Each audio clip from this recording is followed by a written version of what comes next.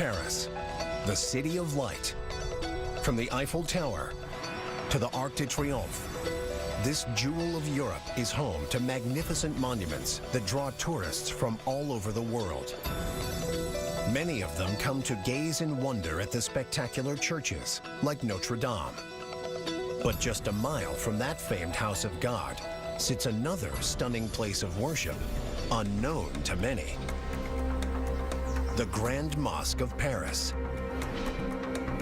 The Grand Mosque of Paris is a wonderful structure on the left bank. It is the central focus of Islam in Paris, and indeed it is probably the most distinct and important Muslim architectural institution in all of Europe. The Grand Mosque was built in 1926 as a token of gratitude for the 100,000 North African Muslims who fought and died for France in World War I. It is a marvel of design and beauty. But there is another hidden facet of the Grand Mosque, a mysterious legend whispered for decades, but known only to a few. The details of individual cases are very difficult to identify. What are the secrets locked inside the Grand Mosque of Paris? And what role did this house of worship play in one of the most wrenching episodes in modern history? 9 months into World War II, German forces conquer France and set up the Vichy government. The collaborationist regime assists in carrying out Adolf Hitler's Nazi program, which includes rounding up Jews and sending them to concentration camps. To help carry out their plan, the Nazis attempt to recruit local Muslims. The German strategy was to try to reach out to a significant Muslim community in France to try to win them over to the German side. The Germans begin with Kadur ben Gabrit, a well-respected Muslim elder and the head of the Grand Mosque. In public, ben Gabrit is friendly and cooperative with the Nazis. But privately, he is hatching a secret and dangerous plot. The Grand Mosque will hide Jews from the Nazis. The mosque gave Jews certificates of Muslim identity. You could pass as Muslim if you had this birth certificate or certificate from the mosque. While some Jews evade detection with the fake documents, the mosque simply doesn't have enough to go around. So Ben Gabrit ratchets things up, this time using the mosque itself. The underground pathways underneath the mosque, which led out to other streets and other neighborhoods, were places where Jews and others were protected. Ben Gabrit's plan to hide Jews in these passageways is soon put to the test. There was one very celebrated testimony from a gentleman named Albert Assouline. Assouline, a North African Jew, escapes from a German prisoner of war camp. After days of traveling in secret, he arrives in Paris and makes his way to the Grand Mosque. But in the Nazi-occupied city, Assouline is far from safe. While he and other Jews are hiding inside, German soldiers suddenly raid the mosque.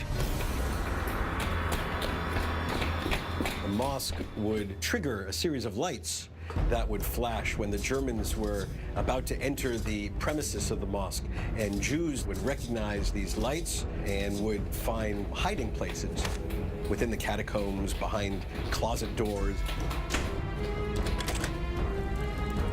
Assouline uses these catacombs to escape, owing his life to the Grand Mosque. It wasn't so much Muslims saving Jews as an interreligious act of faith.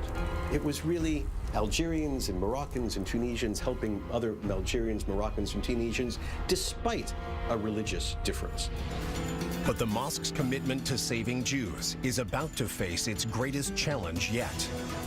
In wartime Paris, a pop singer named Salim Halali is a big hit in town. Halali was one of the most famous singers of the day, very known in the Parisian nightlife.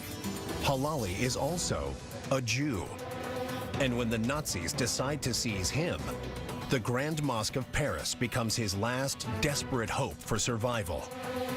But can the mosque help save one of the most famous men in France?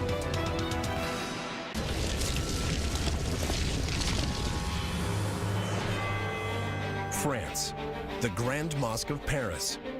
At the height of World War II, the mosque is secretly hiding Jews right under the noses of the occupying Nazis. There was a natural willingness of some of the leaders of the mosque to assist countrymen who were facing severe, life-threatening danger because of the Nazi occupation. That danger extends to the Muslims themselves, including the mosque's leader, Kadour Ben Gabrit, who is about to put everything on the line to help save someone seemingly impossible to hide, a famous Jewish pop singer named Salim Halali. He was Jewish from Algeria. He thought that he would be immune from the Germans because he was so famous. But of course, he wasn't. And he got word that the Germans were going to come after him. Ben Gabrit secretly supplies Halali with fake papers that say he is a Muslim. And then, Ben Gabrit takes an even bolder step. He had a tombstone at the Muslim cemetery outside Paris engraved with Halali's father, so that Halali could say when the Germans came after him, "See, I'm Muslim, I'm not Jewish. Just go check the cemetery. You'll see where my father is buried." Surprisingly, the Nazis are fooled, and Halali survives the war. And he, to his dying day, and you can check the obituaries of Halali, thanked Ben Gabrit for saving his life. Ben Gabrit, for his part, keeps silent on the mosque's role in hiding Jews.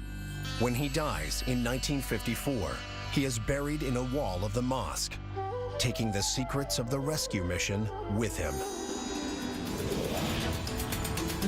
Today, the Grand Mosque of Paris attracts both worshippers and visitors from all over the world. And its heroic efforts still resonate for all who walk through its doors. It's a story that everybody can appreciate because it's a universal story of rescue and protection at a time of intense danger.